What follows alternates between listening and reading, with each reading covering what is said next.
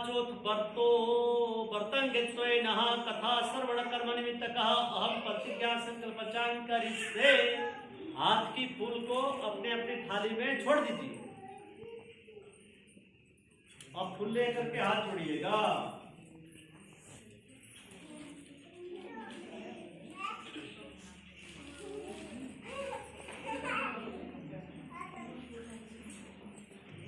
अच्छा, ये पहले समय की बात है। एक साहूकार के 7 बेटे थे और उनकी एक बहन थी जिनका नाम क्या था? करवा था। करवा नाम की बहन थी। एक दिन क्या हुआ कि सभी 7 भाई अपनी बहन से बहुत प्यार करते थे, यहां तक कि वह पहले उससे खाना खिलाते और बाद में खुद खाते थे। आपके भाई लोग करते थे आपके साथ ऐसा? पर वो लोग करते थे, है ना? बाद में स्वयं खाते थे। एक बार उनकी बहन ससुराल से मायके आई हुई थी। शाम को भाई जब अपना व्यापार व्यवसाय बंद कर घर आया तो देखा उनकी बहन बहुत व्याकुल थी। व्याकुल इसलिए थी कि दिन भर ये करवा चौथ का व्रत लेकर के बैठी हुई थी, इसलिए भूख और प्यास से वो व्याकुल थी। सभी भाई खाना खाने बैठे और अपनी बहन से भी खाने का आग्रह कर लिया, लेकिन बहन ने बताया कि उसका आज करवा चौथ का व्रत है। जब तक चंद्रमा को अर्घ्य नहीं देगी तब तक वह भोजन नहीं कर पाएगी, क्योंकि यह व्रत बिल्कुल निर्जला होता है। तो चौथ का व्रत निर्जल व्रत है और वह खाना सिर्फ चंद्रमा को अर्घ्य दे करके ही खा सकती है।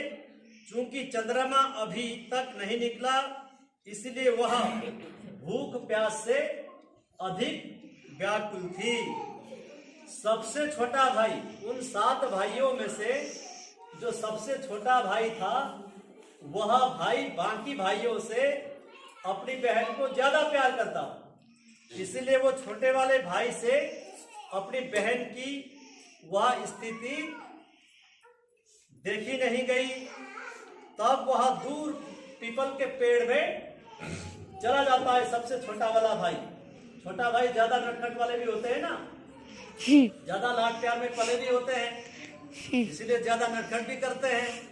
वो दूर कहीं पीपल के पेड़ में चला गया और वहां उसने एक दीपक जलाकर छलनी की ओट में रख दिया और दूर से देखने पर वह ऐसा प्रतीत होता है जैसे उदयमान चंद्रमा होता है। वैसे भांति वह दीपक भी उसको नजर आया और इधर अपनी बहन को आकर के उसने बताया कि चांद निकल आया बहन, वो दूर देख ले, अब तू अर्घ्य दे दे बोल करके अपनी बहन को उसने बताया। बहन ने भी समझा कि वास्तव में चांद का उदय हो चुका है। उसने उस दीपक को चांद समझ करके अर्घ्य दिया और व्रत को तोड़ दिया। वो व्रत तोड़ने के उपरांत उसने क्या किया? भोजन खाने बैठ गई। अब आप लोग ये थाली को घुमाइए आपस में, इसलिए थोड़ा क्लोज होके आइए। इधर आइए बहन, आप थोड़ा फैल के बैठिए तो तब आप लोग आपस में बदल पाओगे।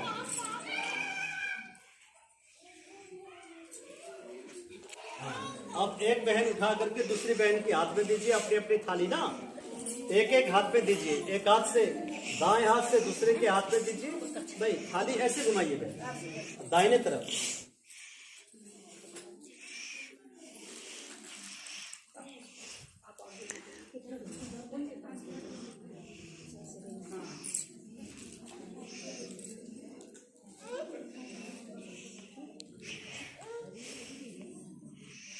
सात बार घुमाते हैं ना, 5 बार घुमाते हो आप लोग? कोई 7, कोई 5, कोई 3 बार घुमाते हैं। आप लोग जब अपनी थाली अपने पास आएगी वहीं पर रख लीजिएगा।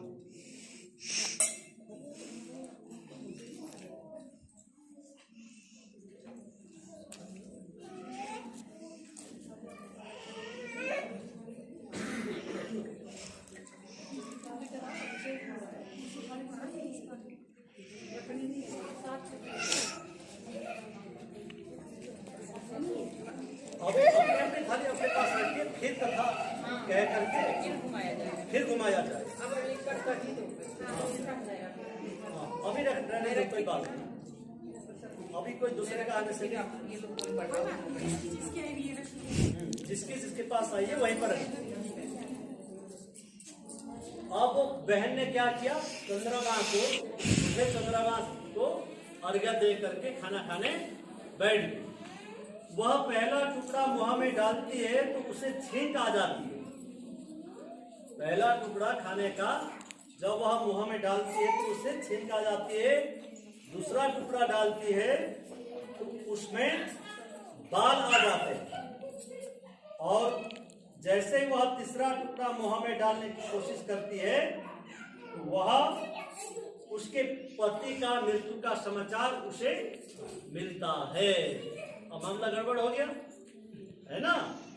वह बौखला जाती है।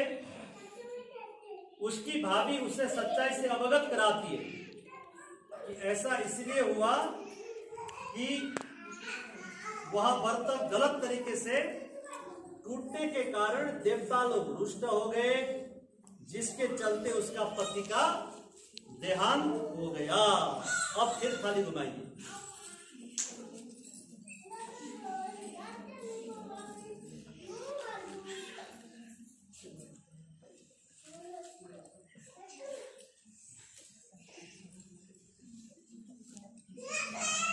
अब जब अपने अपने थाली आप लोगों के पास आएगी फिर विराम दीजिएगा।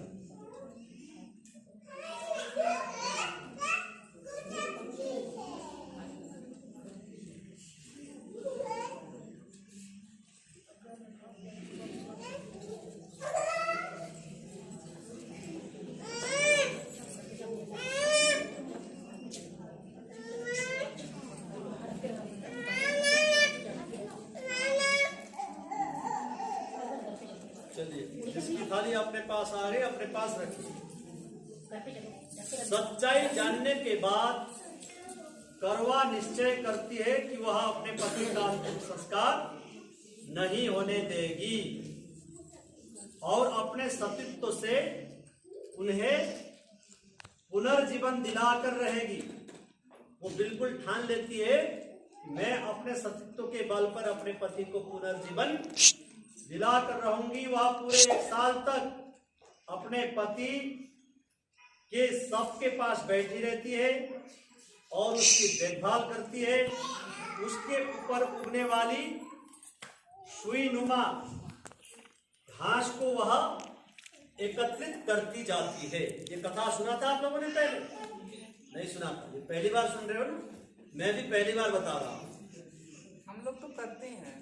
हाँ, हम लोग करते हैं, ये कथा करते हैं।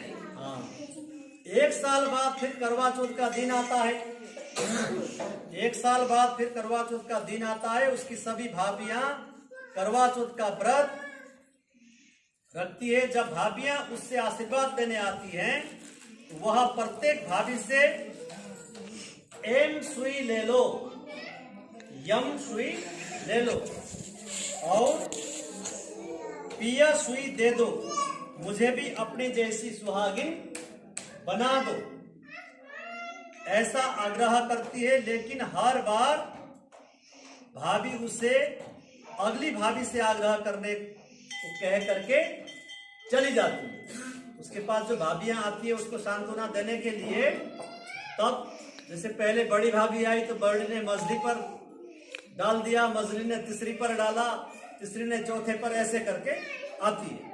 एक बार थाली फिर घुमाइए और गिनती कर लीजिएगा, मैं भूल जाऊंगा, मेरे भरोसे मत बैठिएगा।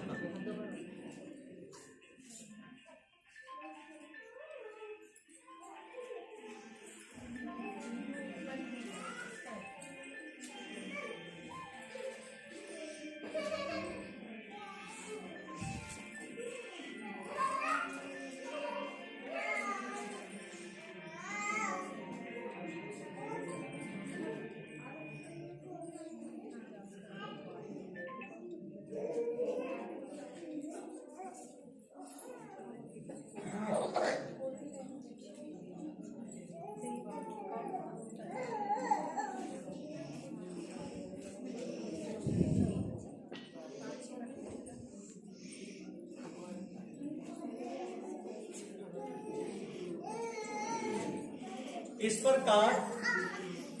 प्रकार जब छठे नंबर की भाभी आती है तो करवा उससे भी यही बात दोहराती है। यह भाभी उसे बताती है कि चूंकि सबसे छोटी भाभी की वजह से उसका व्रत टूटा था, अतः उसकी पत्नी में भी शक्ति है कि वह तुम्हारे पति को दोबारा जीवित कर सके। जब तुम्हारी सबसे छोटी वाली भाभी आएगी तब तुम उस छोटी वाली भाभी से आग्रह करना और वह तुम्हारे पति को जिंदा कर देगी। तो जिंदा ना करे तो उसे नहीं छोड़ना, ऐसा कह के वह चली जाती है। छठे नंबर वाली ने सातवें नंबर वाली पर लगा देती है। सबसे अंत में छोटी भाभी आती है। करवा उनसे भी सुहागिन बनने का आग्रह करती है, लेकिन वह टाल मटोली करने लगती है। इसे देखकर करवा उन्हें जोर से पकड़ लेती है और अपने सुहाग को जिंदा करने के लिए कहती है। भाभी उससे छुड़ाने के लिए नोचती है, खसोड़ती है, लेकिन करवा नहीं छोड़ती है। फिर घुमाई।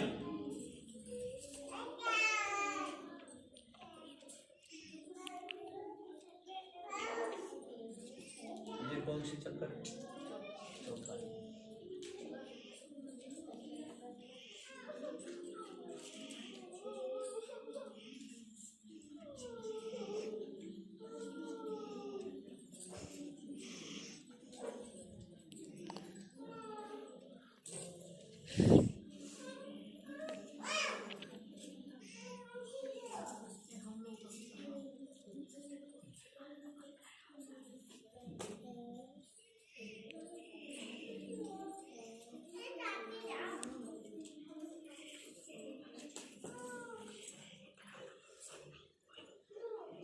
अंत में उसकी तपस्या को देख भाभी पसीज जाती है और अपनी छोटी उंगली को चीरकर उसमें से अमृत उसके पति के मुंह में डाल देती है।